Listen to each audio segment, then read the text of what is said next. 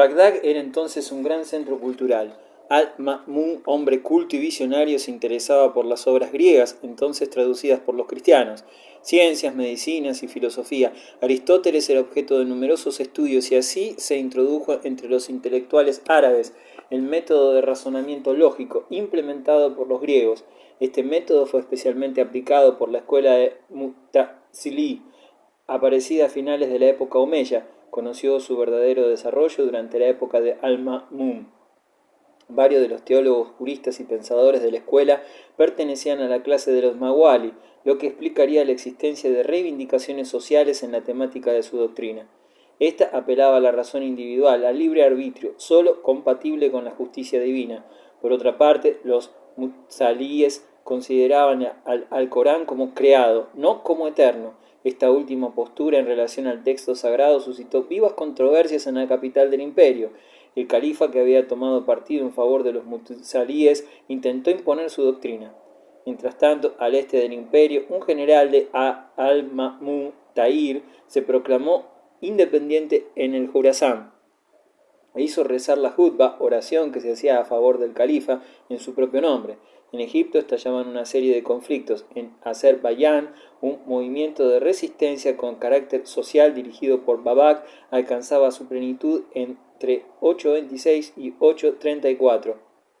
Al-Ma'mún falleció en Tarso, en el momento en que se preparaba a reiniciar las campañas bélicas contra los bizantinos. Con su sucesor, Al-Mu'tasim, 1833-1847, se precipitaron una serie de acontecimientos hechos erróneos, producidos de su mal manejo de la política, que transformaron la estructura del califato. El primero de ellos lo constituyó la contratación de mercenarios bereberes y principalmente turcos como guardia personal del califa. Esta guardia, totalmente leal al califa, al menos en principio, iba a desempeñar un rol cada vez más determinante en la gestión gubernamental y prácticamente sus jefes serían en algunos periodos los dueños del poder. El otro factor fue el abandono de Bagdad por el califa. Este no tenía apoyo allí. La población era difícil de gobernar, especialmente por su rechazo al mutazilismo. Así, al-Mutazil decidió en 835 trasladarse a Samarra, ubicada a 95 kilómetros al norte de Bagdad, donde estaba bajo la protección directa de la guardia. Esta se beneficiaba de los favores del califa, con el descontento de los árabes y persas, que retiraron su apoyo a la dinastía. Los califas abasíes a partir de entonces estuvieron ligados a su guardia, principalmente a los turcos. En estas circunstancias, el califa al-Mutawakkil 847-861 asumió el poder apoyado por dos jefes turcos, uno de los cuales fue asesinado. El mismo al-Mutawakkil fue más tarde asesinado por la guardia turca. Durante su gobierno se produjo una reacción sunita. La filosofía, teología dogmática, kalam y el mutazilismo fueron condenados y prohibidos. El califa luchó también contra el chiismo, llegado incluso a destruir los santuarios religiosos venerados por estos, como el sepulcro de Husayn en Karbala. Al-Mutawakkil fue el último califa abasí preocupado del gobierno. Después de él sobrevino un periodo de desmembración del califato, del que se derivaron por una parte el califato fatimí de Egipto y por otra la preponderancia de los turcos selyúcidas sobre los territorios disminuidos abasíes. Administración, economía y sociedad en el imperio abasí. El imanato se fundó para sustituir a la profecía en la defensa de la fe y la administración del mundo, al-Mawardi. El califa abasí era el imán, líder espiritual y temporal, soberano absoluto de la comunidad de creyentes, mandato que estaba regulado por la ley islámica o Sharia, cuyas fuentes la constituyen el Alcorán y la tradición del profeta, Sunna, en primera instancia, más el Ijma, consenso de los doctos, el Qiyas, aplicación del derecho por analogía, y el Ra'i, aplicación del método racionalista lógico. El cambio de dinastía completó el proceso de estructuración del Estado, que ya había comenzado con los omeyas, de un jefe de la comunidad y rey árabe cuyo poder descansaba en el consenso, o Ijma, de la Sura, consejo consultivo. El califa se transformó en un autócrata que pretendía un origen divino para su autoridad. Ya no era vicario del profeta, sino la sombra de Dios sobre la tierra. Sustentó su poder en el ejército y lo ejerció mediante una burocracia asalariada. La aristocracia árabe fue sustituida por una jerarquía oficial. rodeábase de una pompa y ceremonial de corte complicado y jerárquico, en la que podemos percibir una clara influencia de las costumbres cortesanas sasánidas y bizantinas. El califa manifestaba públicamente su misión presidiendo, como sus predecesores, la oración del viernes en la mezquita, impartiendo de tiempo en tiempo espectacularmente justicia, organizando expediciones de magnificencia contra el infiel cada vez más esporádicas. La administración del imperio estaba organizada en una serie de diwans o ministerios, entre los que figuraban los de la Cancillería, Ejército, Correos e Información, Hacienda, Guardasellos, etc. El wazir era el jefe de todo el aparato administrativo y como autoridad suprema bajo el califa ejerció un inmenso poder. Los ejecutores de las políticas gubernamentales eran un vasto número de funcionarios, o kutab, una burocracia de gran calidad profesional que le dio a la administración un valor y una estabilidad ejemplares.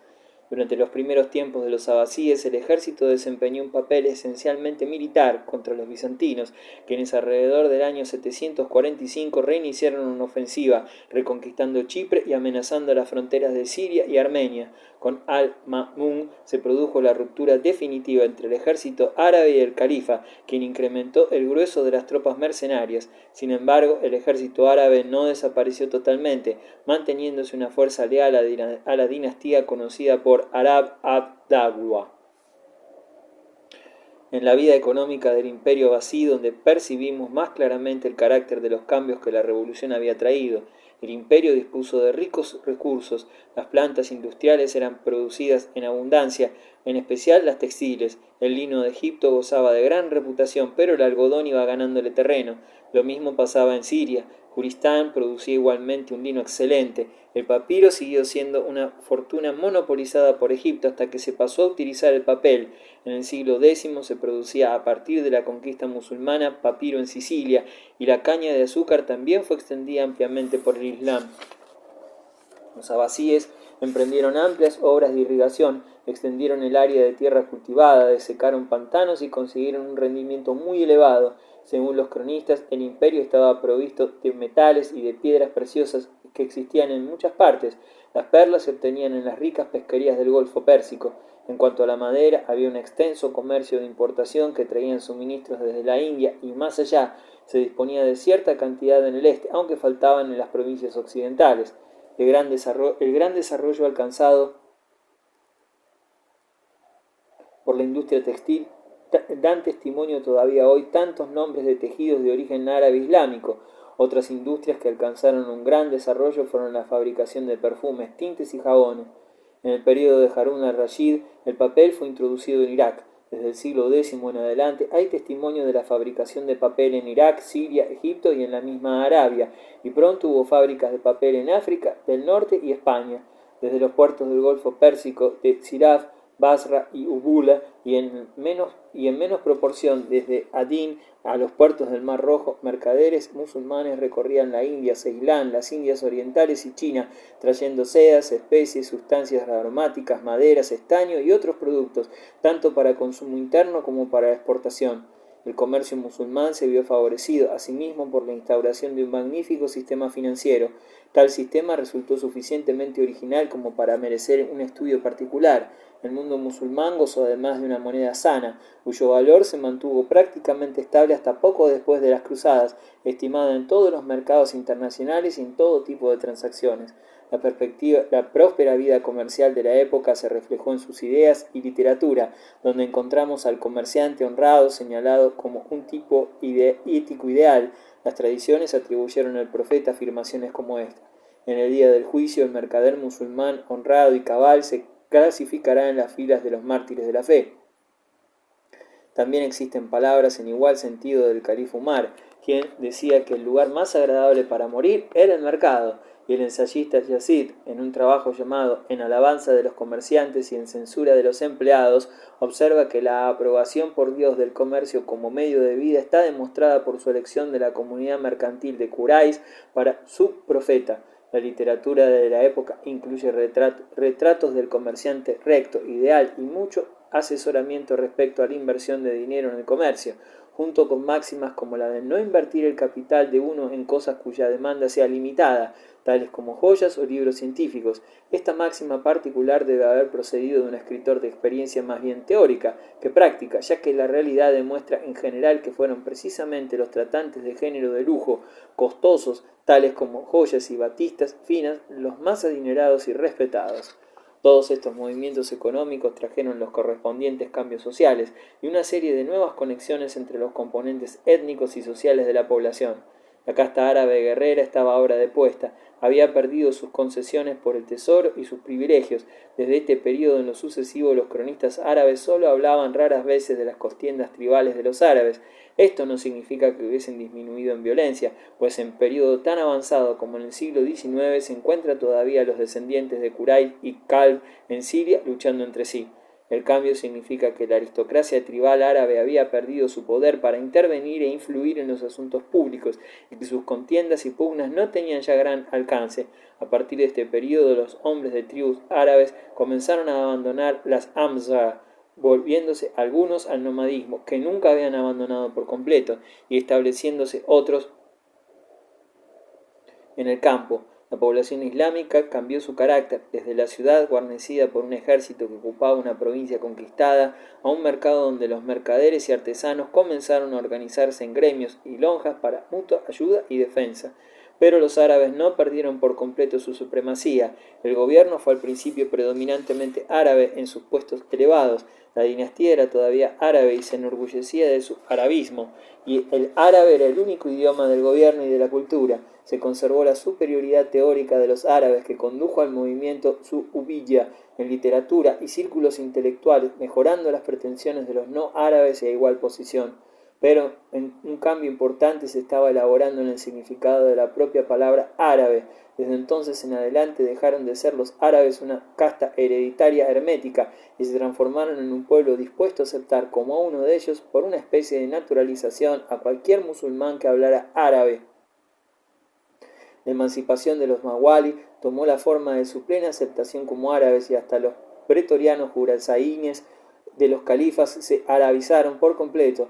El proceso de arabización en las provincias al oeste de Persia fue ayudado por la disposición de los árabes desmovilizados, por el predominio del idioma arábigo en las poblaciones y su propagación al campo circundante.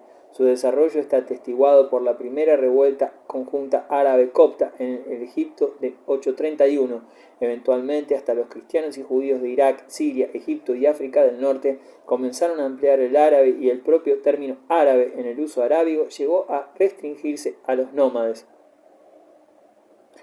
En vez de la aristocracia árabe, tenía el imperio una nueva clase gobernante, los ricos y los eruditos, poseyendo los primeros en muchos casos enormes fortunas en dinero y propiedades. Estas fortunas fueron formadas desempeñando tareas gubernamentales que estaban no solamente bien pagadas, sino que ofrecían oportunidades ilimitadas para ganancias adicionales, mediante el comercio y la banca, mediante especulaciones y por la explotación de la tierra por propiedad de la misma o el arriendo de impuestos. Un ejemplo que se cita en una crónica nos informa cómo una familia de empleados invirtió una fortuna de 40.000 dinares que había heredado. 1.000 se dedicaron para reconstruir la casa derrumbada de cabeza de familia, 7.000 en mobiliario, ropas, esclavas y otras amenidades. 2.000 fueron entregados a un comerciante de confianza para comerciar con ellos. 10.000 fueron enterrados para imprevistos y con los restantes 20.000 compró una finca de cuyas rentas vivía.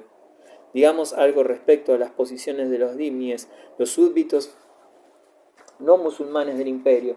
El estado legal de que gozaban ha sido muy idealizado por algunos escritores que han ensalzado la tolerancia indudable de los gobiernos musulmanes en la concesión de igualdad completa. Los dhimmies eran ciudadanos de segunda clase que pagaban un tipo más elevado de tributación, sufrían ciertas incapacidades sociales y en algunas raras ocasiones estaban sometidos a franca persecución.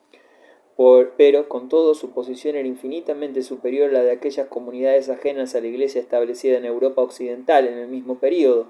Gozaban del libre ejercicio de su religión, derechos de propiedad normales y eran frecuentemente empleados en el servicio del Estado, a menudo en los puestos más elevados. Eran admitidos en los gremios artesanos, en algunos de los cuales predominaron. Nunca llegaron a padecer martirio o destierro por sus creencias.